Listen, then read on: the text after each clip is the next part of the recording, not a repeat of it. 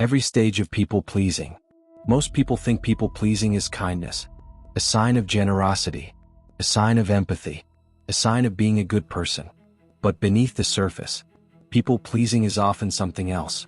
It is a survival strategy, a pattern that develops when acceptance feels safer than authenticity. At first, it creates connection, but over time, it can slowly disconnect you from yourself. These are the stages of people-pleasing. Stage 1. Need for approval. The first stage is subtle. You begin paying close attention to how other people respond to you. A compliment feels rewarding. A smile feels reassuring. Approval feels comforting. And criticism feels surprisingly painful. Without realizing it, your self-worth starts becoming linked to external validation. You begin measuring your value through the reactions of other people. Not because you are insecure, but because approval creates a feeling of safety. The more approval you receive, the more you learn to seek it. And slowly, acceptance becomes less of a preference and more of a necessity. You stop asking, "Do I agree with this?" and start asking, "Will they still like me if I don't?" That question becomes the foundation of everything that follows. Stage 2. Self-silence. As the need for approval grows, something begins to change. You start hiding parts of yourself. Opinions remain unspoken. Boundaries remain unexpressed. Disagreements remain internal. You learn that honesty can sometimes create tension, and tension becomes something you want to avoid. So you begin making small compromises. You stay quiet. You smile. You nod. You agree. At first, these moments seem insignificant, but repetition changes everything. Over time, silence becomes a habit, and the habit becomes part of your identity. You stop asking, "What do I think?" and start asking, "What will keep everyone comfortable?" Little by little, your voice becomes quieter, not because you lost it, but because you stopped trusting it. Stage 3. People-pleasing. At this stage, the pattern becomes automatic. You say yes when you want to say no. You volunteer when you're already exhausted. You solve problems that aren't yours to solve. You carry responsibilities that don't belong to you. You become known as dependable, helpful, understanding, generous. People appreciate your kindness, but few people see the cost behind it, including you, because beneath every act of people-pleasing, there is often an unspoken fear. The fear of disappointing someone, the fear of being disliked, the fear of rejection. And so you continue giving, even when you have nothing left to give. The dangerous part is that people-pleasing often gets rewarded. Others praise you, trust you, depend on you, and because the behavior receives positive feedback, it becomes harder to recognize as a problem. The pattern hides behind approval, which is exactly why it can survive for years. Stage 4. Resentment.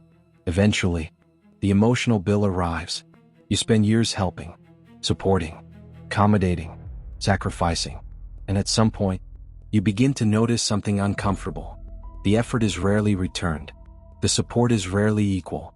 The sacrifices often go unnoticed, and resentment begins to grow. Quietly, slowly, dangerously. This stage confuses many people-pleasers, because they genuinely care about others. Yet they find themselves becoming angry, frustrated, exhausted, not because other people demanded too much, but because they never gave themselves permission to say no.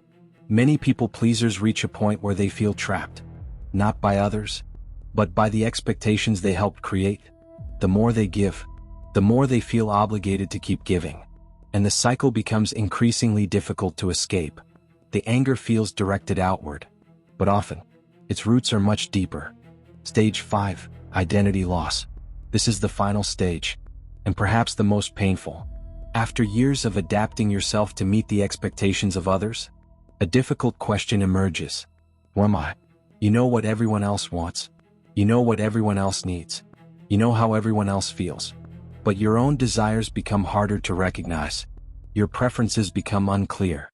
Your voice becomes unfamiliar. You have spent so much time becoming what others needed, that you lose contact with what you need. The approval that once felt protective becomes the thing that slowly erased your identity. Not all at once, but one compromise at a time. One silence at a time. One sacrifice at a time. Identity loss rarely happens overnight. It happens gradually, through hundreds of small decisions. Moments where your needs were ignored. Moments where your voice was silenced. Moments where someone else's comfort became more important than your truth. Until one day, you realize you've spent years maintaining relationships, while neglecting your relationship with yourself. Conclusion. The truth is, people-pleasing rarely begins as weakness.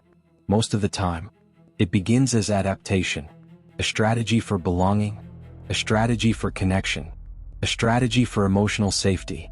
But what protects you in one chapter of life can imprison you in another, because every time you abandon your own needs, you teach yourself that they matter less.